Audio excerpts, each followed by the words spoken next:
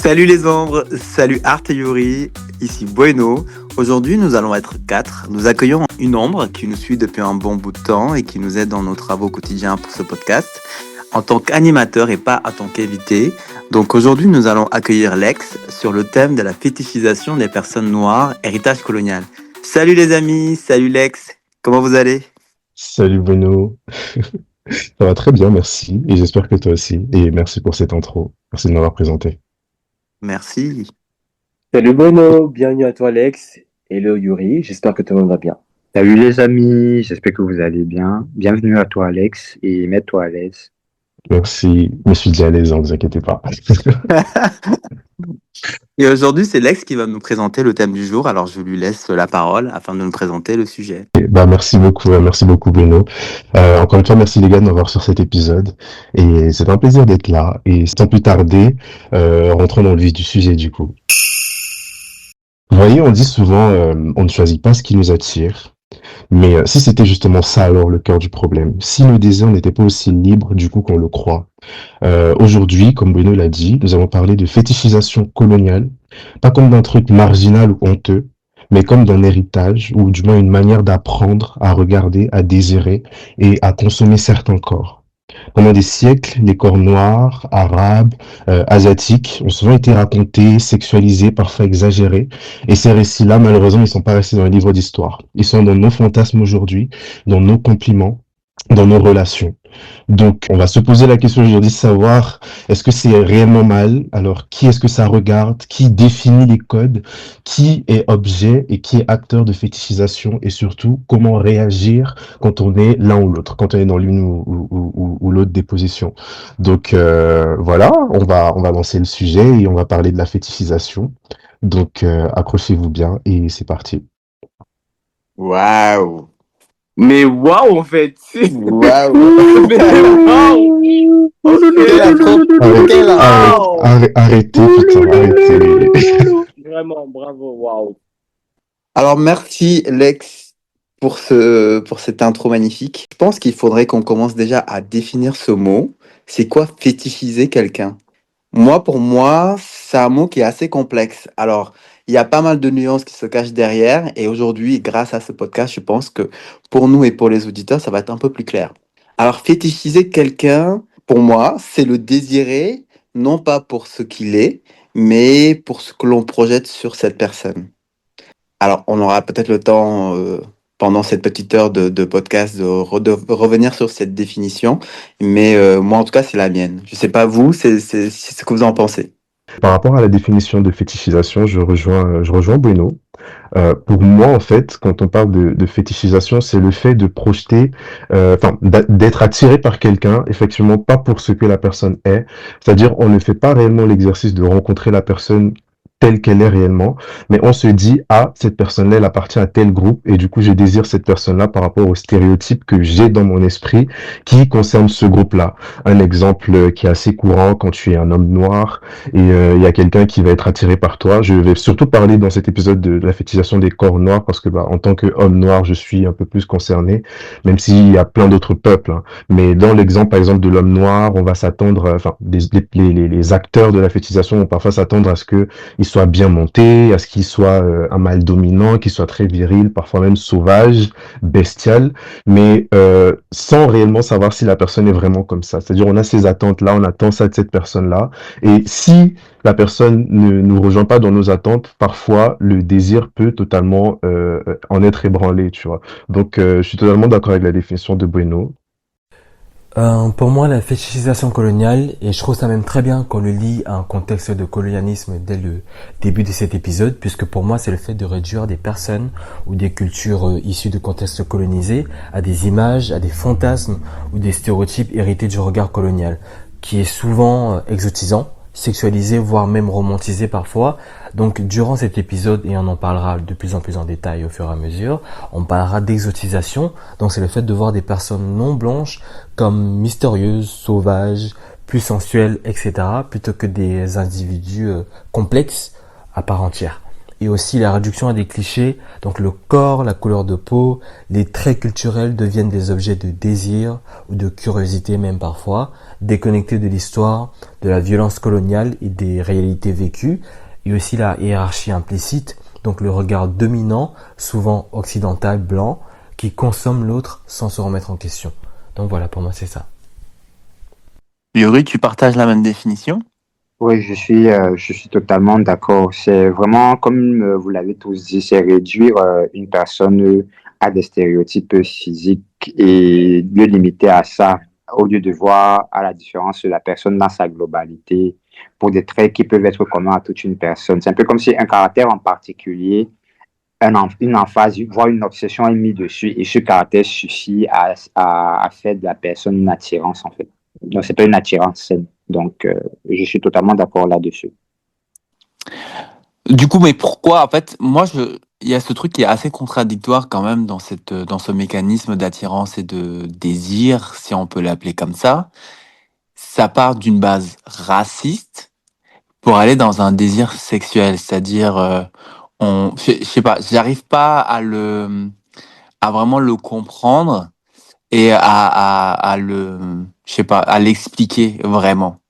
Je sais pas, parce que là, on parle de base coloniale, donc d'un truc qui potentiellement est raciste, sur un corps, et après, on parle de désir.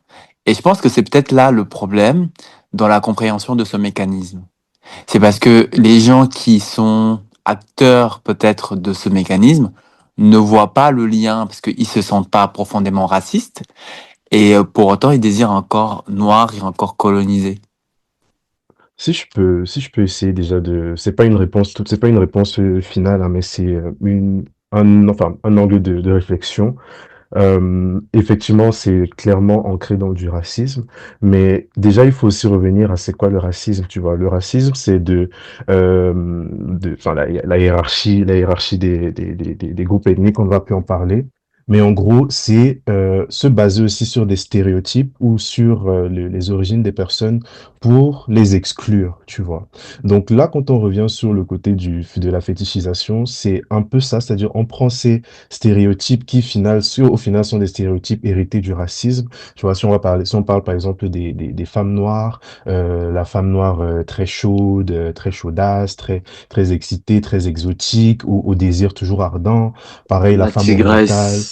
C'est ça, la tigresse, tu vois, la femme orientale, très mystérieuse, machin, tu vois.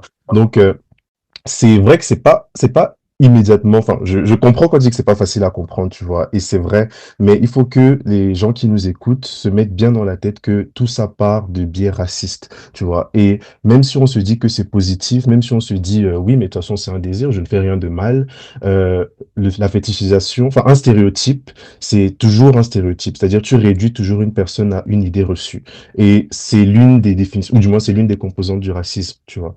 Donc, dans ton désir, interroge-toi réellement de savoir. Bon, là, peut-être non, je m'arrête parce que je vais peut-être trop vite par rapport à la trame de l'épisode.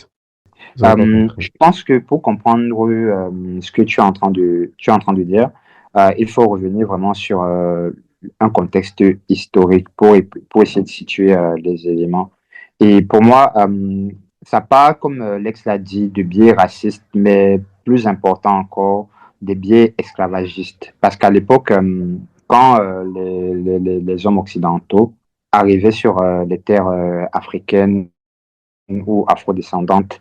Il y avait un peu cette vision de l'homme noir et de la femme noire comme des animaux sauvages qui se rapprochaient beaucoup plus du singe que, euh, que de l'homme. Et sur ces biais-là, ça permettait en fait des dessins pour assujettir les peuples. Mais par la suite, il y a une vision, quand on a mis fin à l'esclavage, il y a une vision beaucoup plus scientifique qui était amenée.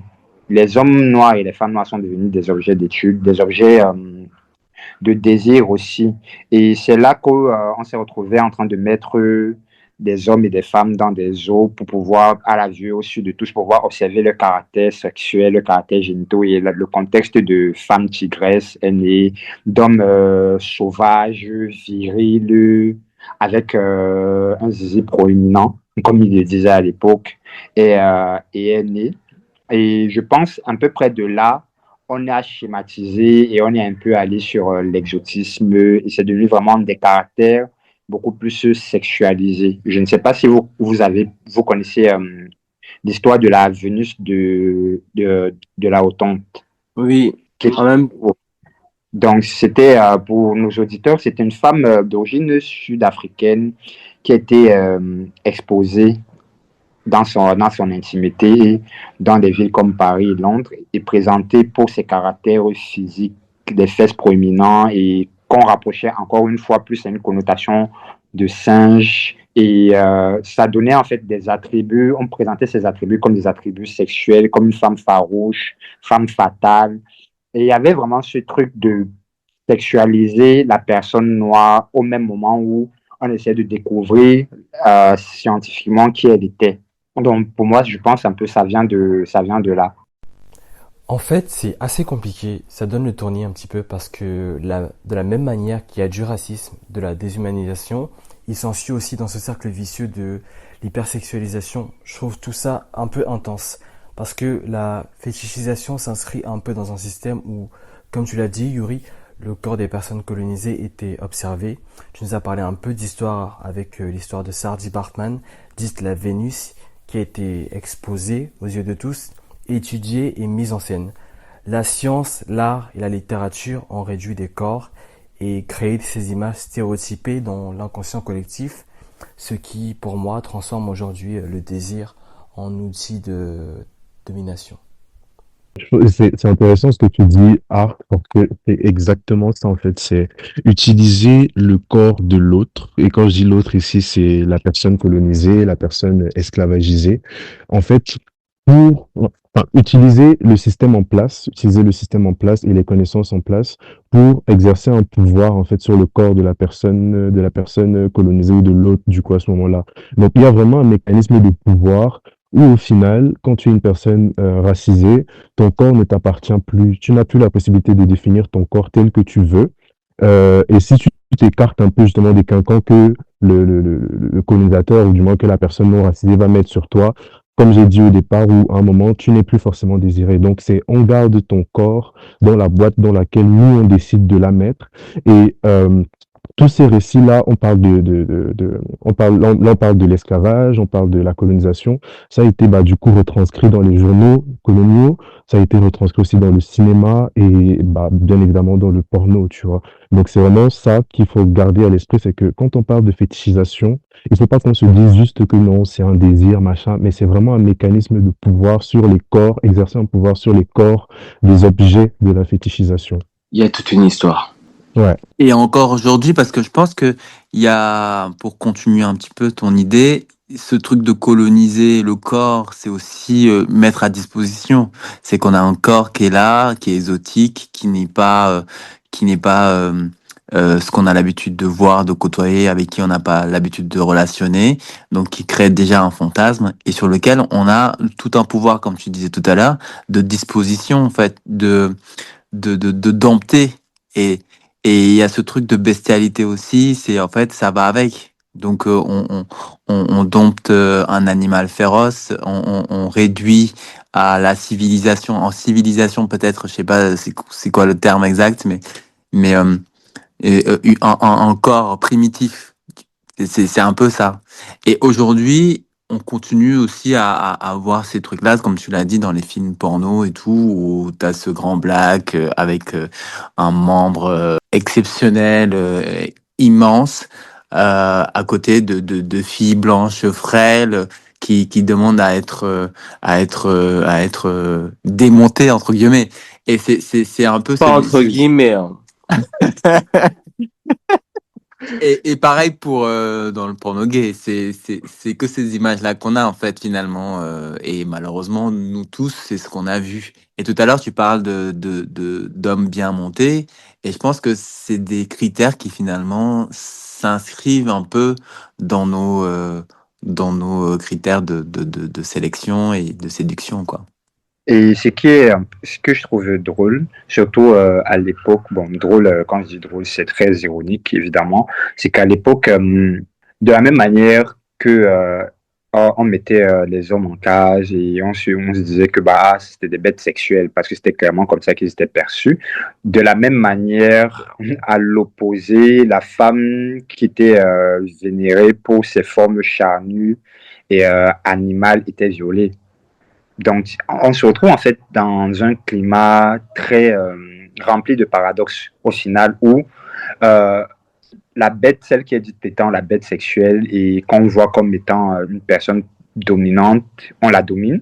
Et celle qui est vue comme la personne à qui on prête des formes de singes animaliers, de guépards, de zèbres, tout ce que vous voulez comme animal de la forêt, c'est elle vers qui on se tourne pour violer, pour faire des crimes quand même assez abominables pour l'époque et même pour aujourd'hui. Je ne sais pas ce que vous en pensez. Pourquoi est-ce qu'il y a autant de paradoxes? D'où vient ce paradoxe-là? Si on se garde à l'esprit que tout ça, ce sont enfin, tous les mécanismes racistes dont la fétichisation fait partie, sont en fait des modèles pour contrôler l'autre, tu vois, que ce soit contrôler l'autre dans la vie sociale, contrôler l'autre à travers les institutions ou exercer un pouvoir sur lui et même dans sa chambre justement parce que avec la fétichisation, tu n'as plus de pouvoir sur ton propre corps, tu n'as pas de pouvoir sur ta propre personne, exactement comme dans n'importe quel mécanisme raciste au final, tu vois. Tu n'as de pouvoir que dans les limites que l'autre te donne dans son esprit. Si l'autre te voit comme étant, parlons d'un homme noir comme étant ce belâtre-là, toujours bestial, toujours très homme, très viril, avec le grand sexe démesuré, etc. Même si effectivement c'est à ça que tu ressembles et c'est ta personnalité. En fait, c'est comme si tu n'as plus le droit d'exister en dehors de ce regard-là, tu vois. Et c'est ça le problème avec la fétichisation. Donc, oui, c'est paradoxal, mais quand on classe ça comme un parmi tant d'autres mécanismes racistes, au final, on voit que les paradoxes, finalement, ils sont plus là, tu vois. Ça élimine un peu le paradoxe. Je sais pas si tu m'as un peu compris, Yuri, par rapport à ça. Oui, tout à fait. Et après, j'aimerais bien entendre aussi l'avis des autres pour voir ce qu'ils peuvent proposer comme opinion supplémentaire par rapport à ça, mais je te rejoins. Dans tout ce qu'on a pu aborder et ou détailler à travers nos explications, si on prend le contexte historique, c'était clairement pour dominer. C'était parce que, il y avait la peur aussi qui était en jeu. C'était aussi pour déshumaniser, encore une fois, comme je l'ai répété dans ma première intervention, parce que, en même temps, il y a cette dichotomie entre sexualisation, déshumanisation et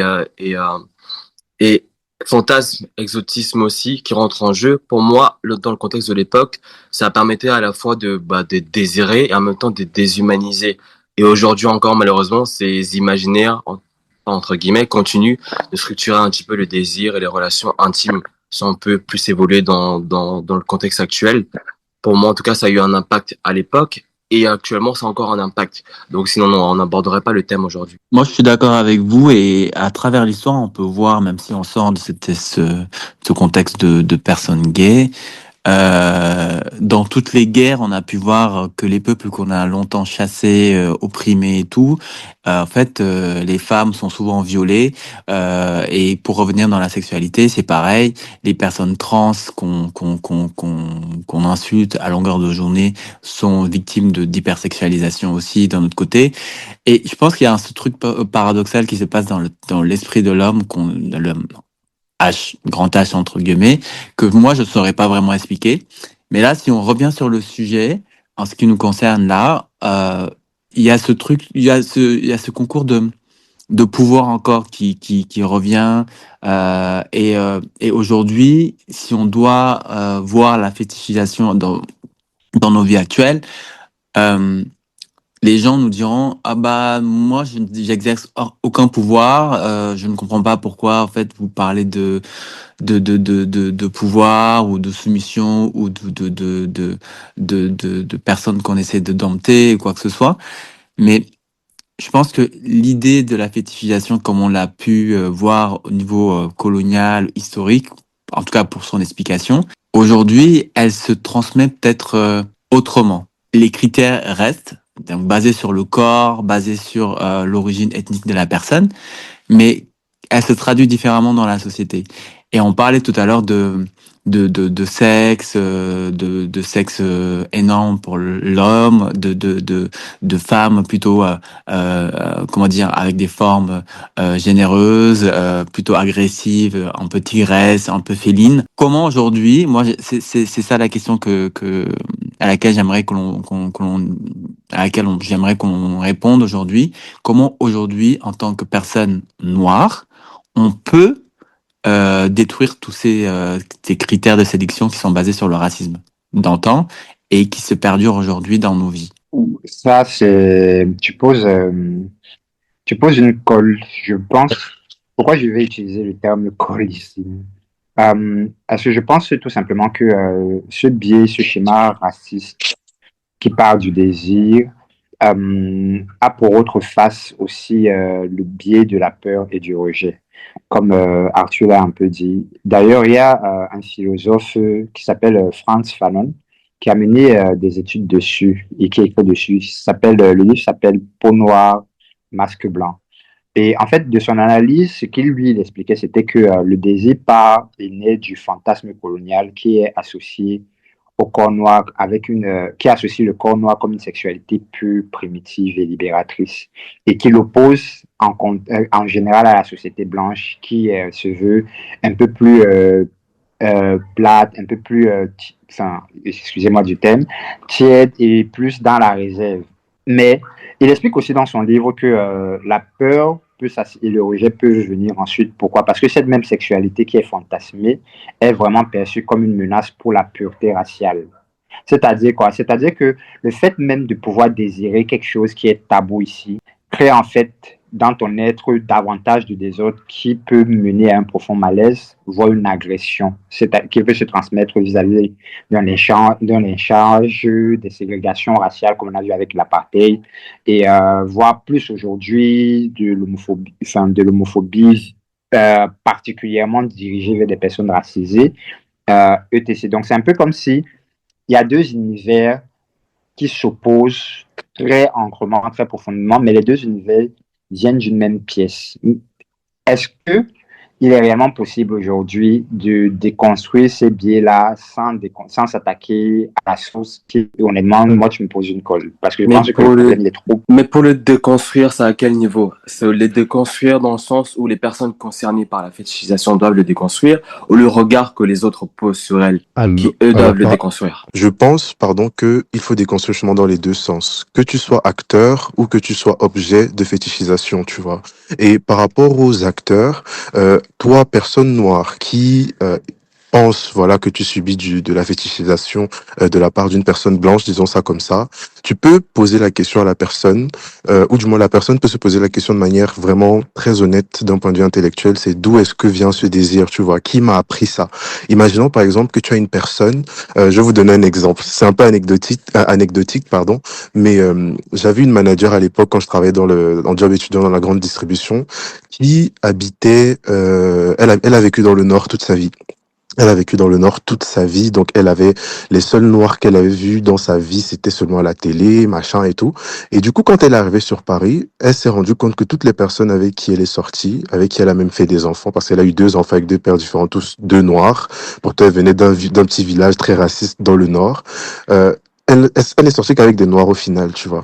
Donc, si tu te retrouves, toi, dans la position où tu es l'un des gars de cette femme-là, d'une femme pareille, vraiment sans jugement, il faut l'emmener à se poser la question totalement honnête, d'où est-ce que ça vient, tu vois? Qui m'a appris à aimer ça? Je sais pas, pourquoi est-ce que je préfère les noirs aux blancs? Pourquoi est-ce que je préfère les noirs à telle autre race? Donc c'est vraiment une question où chacun doit se mettre en face de lui-même pour vraiment y répondre, tu vois? Et maintenant, Après, dans le sens où tu es l'objet de la... Ah. Moi, c'était même pas dans un sens qui concerne la préférence par rapport au niveau de la couleur de peau. C'est les stéréotypes qui l'accompagnent. Par exemple, si tu sors avec une personne de couleur et que tu sors un stéréotype du style oui, ah mais ton bangala est gros, oh ton couscous c'est tout, ça vient d'où? Enfin, tu vois les trucs, les clichés vraiment. Genre, et pour toi, ça te semble totalement légitime, normal, tu vois pas où est le souci. Mais si tu renvoies tout le temps la personne au stéréotype qui accompagne sa couleur de peau, là c'est problématique. Et si tu n'arrives pas à te remettre en question et à chercher d'où ça vient et pourquoi tu as ce regard-là et que tu penses ce regard fétichisant envers cette personne, quand il s'agit de sexualité ou autre, bah là c'est problématique. Et Mais donc justement, comment à Art, est-ce que c'est pas lié? Parce que tout à l'heure, tu disais non, c'était pas forcément sur les. Moi, je pense que c'est lié, hein. Le fait que l'on dise la personne noire et aussi les attributs, tous les deux sont liés. Parce que Mhm. finalement, tu peux te dire, ouais, j'ai une préférence pour les noirs, mais il y a aussi cette préférence des noirs pour les blancs. Et je pense Oui. qu'il y a aussi un truc inverse qui se passe là-dedans. Est-ce Mhm. que c'est pas le syndrome de Stockholm? Je sais pas, mais je saurais pas le dire. En tout cas, je veux pas le juger. Mais dès lors on se calque dans une catégorie de personnes, je Oui. pense qu'il y a il y a des questions à se poser. C'est pour ça que je dis Art, tu as dit il faut se remettre en question, tu vois. C'est ce que je mettais en avant dans ce que j'ai dit. Dans ton argumentaire. C'est justement ce tu t'as dit quoi, pardon? Dans ton argumentaire, du coup, désolé de t'avoir coupé. Je te laisse. Non, non, non, Finir. enfin, tu as apporté un complément, tu vois, et tu as précisé ta pensée, tu m'as pas coupé, Mhm. t'inquiète. Mais justement, c'est ça, tu vois, c'est vraiment pouvoir se remettre en question. Et Bueno a abordé un nouveau point qui est même encore très intéressant, c'est dans le cas inverse, les personnes qui se mettent, enfin, les personnes, imaginons noires ou arabes, qui se mettent justement avec des blancs ou des blanches, justement, comme une sorte de réponse au traumatisme, etc. C'est exactement Mon le même exercice, tu vois. Dieu. C'est de se poser la question de savoir pourquoi est-ce que je le fais. Est-ce que c'est par militantisme? Est-ce que c'est parce que j'aime vraiment cette personne? Et on revient à ce point de rencontre réelle. Est-ce que tu rencontres réellement la personne où elle est, telle qu'elle est, ou est-ce que tu rencontres justement toute l'histoire qui entoure le peuple en fait auquel appartient cette personne-là, tu vois? Donc chacun doit être capable de se poser cette question-là. Et pour moi, c'est justement le début de la déconstruction. Par Après, contre, ça, c'est c'est mon un truc avis. que tu dis qui est vraiment vrai. Ceux qui pensent qu'en s'entendant avec des Noirs parce qu'ils veulent apporter justice à la colonisation, s'il vous plaît, arrêtez, en fait. Genre, ça ne change rien du tout. Ça ne Maman, n'apporte aucune justice, s'il il vous faut qu'on plaît. savait effacer l'histoire. Moi, je pense que c'est un prétexte, aussi un prétexte je pense que c'est une façon de déguiser, de fétichiser aussi, quelque part. Oui, assumer, tout simplement. Mais n'oublions pas aussi que même à cette époque-là, les choses partaient aussi de principes qui étaient dits moraux à leur égard. Est-ce que ce n'est pas juste aussi une transmission de ces mêmes principes moraux qui, selon leur point de vue, semblent être justes et légitimes pour eux? Donc, du coup, bah, en fait, ça peut être juste l'expression inconsciente de cette transmission-là qui part déjà du colonialisme jusqu'à maintenant et qui les suit. Parce que pour eux, c'est légitime, c'est normal. Je pense qu'ils s'en rendent même pas compte. C'est pour ça que pour moi, Beaucoup ne s'en rendent pas compte, hein. beaucoup ne Vas-y, se rendent désolé. pas compte. C'est pour ça que pour moi, en fait, pour pouvoir vraiment déconstruire cela, ça demande à attaquer vraiment dans les racines et taper dedans au plus profond, dans les sources mêmes, c'est-à-dire euh, tout ce qui, tout ce qui peut être inconscient dans la société. Et ça, c'est vraiment. Est-ce que c'est un débat ou une discussion qui peut avoir lieu en one-sided? Parce que bah, dû au caractère inconscient, est-ce que c'est quelque chose que, bah, au quotidien, à chaque fois que tu vas rencontrer quelqu'un, ou ils vont rencontrer quelqu'un, ils vont se dire, ah non, il faut que j'y pense. Est-ce que c'est ci? Est-ce que c'est ça? Moi, je trouve que au-delà de ça, il faut déjà une sensibilité à ce type de sujet-là. Et si tu as un partenaire, est-ce que ton partenaire aussi, lui, va se dire que tu es en train de fétichiser s'il a l'impression que il ressent peut-être de l'amour? Est-ce que l'amour peut effacer la fétichisation? Est-ce que l'amour peut être compatible à la fétichisation? Et la personne elle-même qui reçoit cet amour-là, comment elle fait la part des choses? Je ne sais pas si vous Et voyez là où je même, Non, vas-y, Art. en fait, j'allais dire qu'on parlait déjà d'amour, t'es même allé très très loin. Là, j'ai envie d'abord de m'arrêter sur le cadre des applications de rencontres. Quand une personne noire se fait aborder sur une application de rencontre, quels sont les premiers mots qui sont utilisés pour l'aborder? Directement, c'est de la fétichisation. Parfois, dans 90% du temps, c'est salut, est-ce que t'es bien monté, combien de centimètres est fait ta queue, euh, ouais, est-ce que tu baisses bien et tout, forcément, ou est-ce que tu es forcément actif aussi? Donc, ils s'attendent à ce qu'une personne noire soit obligatoirement actif, rentrer dans les stéréotypes de oui, tu seras le noir dominant, Mais bien monté, grave, qui mais viendra grave, me casser le cul parce mais que tu es une grave. personne noire et je te vois de cette manière. Donc, Mais quitte des personnes noires avec des petits sexes, qu'est-ce qu'ils deviennent? C'est non, mais ça alors. Qu'est-ce qu'ils deviennent? C'est C'est ça le ça. gros problème donc maintenant avec la fétichisation, c'est que justement quand tu sors du cadre là, quand tu sors de ce que la personne imagine, finalement tu n'es plus désirable en fait. Et c'est pour ça que oui, dans tous les cas, nous là c'est pour répondre au point de Yuri, c'est nous on essaie de faire ce qu'on peut à notre niveau, tu vois, pour emmener les gens justement déjà au moins à se questionner. Si au final tu n'as pas envie toi de faire ce travail de questionnement là à chaque fois, bah tu n'as qu'à admettre tout simplement que tu es fétichiste. fétichistes. Et c'est OK, tu vois. Si tu tombes en face de personnes qui sont d'accord avec ça, bah, c'est OK. Mais si tu te dis justement, bon, OK, il y a peut-être un souci, il y a peut-être quelque chose qui ne va pas. Qu'est-ce que je peux faire dans mes relations pour les rendre un peu plus saines? Qu'est-ce que je peux faire à l'intérieur de moi-même? Mais justement, il faut pas se culpabiliser. Et je pense que c'est quelque chose que moi j'ai envie de dire principalement, c'est que il faut pas se culpabiliser si on se demande, enfin, en se disant par exemple qu'on est fétichiste, parce que c'est pas de notre faute, tu vois. Comme beaucoup de fantasmes de manière générale, c'est pas inné, on ne naît pas avec, c'est transmis, c'est un conditionnement. Et justement, il faut être prêt à faire, c'est générationnel et c'est historique. En fait, il y a tellement de choses qui rentrent en considération que tu ne peux pas juste te dire, ah non, je suis une mauvaise personne, je suis fétichiste. Non. Il faut juste avoir, encore, je reviens sur le terme, honnêteté intellectuelle, de faire le travail, tu vois. Et pour moi, c'est la première étape. Si tu n'es pas prêt à faire ce travail-là, bah, c'est OK. Si tu tombes avec des personnes qui sont d'accord avec ça, c'est OK. Mais si justement tu te dis qu'il y a peut-être un souci, bah, à toi de faire le travail. On va pas venir, on va pas vous donner le beurre et l'argent du beurre, tu vois. Pardon. Et Donc, du coup, par honnêteté, est-ce qu'on n'est pas tous quelque part fétichistes? personnellement, je me considère pas fétichiste. Personnellement, je me considère pas Mais fétichiste. personnellement, je ne me concerne pas Dé- non plus. Déjà parce que Mais vous l'avez fait moi, je suis dans rebondir le sur un black sujet. love. Ah, Il y mais a, Donc, ça, c'est pas fétichiste. j'ai une Moi, question, Quand on s'arrête à la ce qui définition du allait mot, amener, j'ai une quand ce on qui question, allait s'arrête les à la gars. amener, définition. allait amener du coup ma question. Arthur, je crois que Arthur et moi, là, c'est un peu la même question, mais vas-y.